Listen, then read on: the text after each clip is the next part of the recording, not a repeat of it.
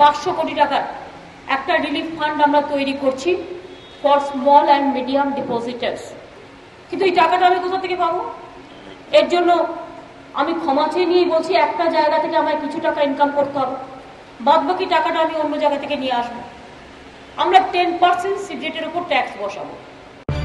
সারদা কাণ্ডের প্রতারিতদের টাকা ফেরাতে 500 কোটি টাকার তহবিল তৈরির কথা ঘোষণা করেছেন মুখ্যমন্ত্রী। সেই টাকা তুলতে তামাকজাত পণ্যের ওপর বাড়িয়েছেন কর। মহাকরণ সূত্রে খবর, 10 তারিখ রথযাত্রার দিন মন্ত্রিসভার বৈঠকে এই প্রস্তাব পাশ করানো হবে এবং পরবর্তীকালে এ বিষয়ে আইনও তৈরি করতে চলেছে রাজ্য সরকার।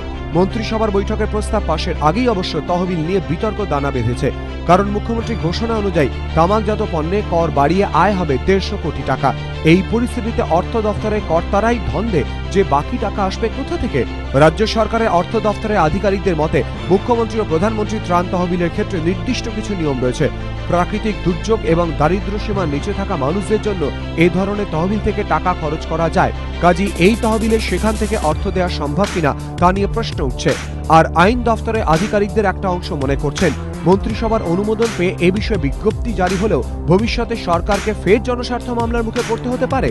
অন্যদিকে সারদা কাণ্ডে এবারে সংস্থার কর্ণধার সুদীপ্ত সেন ও দেবযানী মুখোপাধ্যায়কে সোমবার 7 দিনের পুলিশ হেফাজতের নির্দেশ দিয়েছে শিলিগুড়ি আদালত।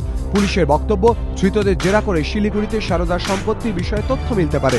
সুমন ঘড়াই ও সনদ ঝা, এবিপি আনন্দ।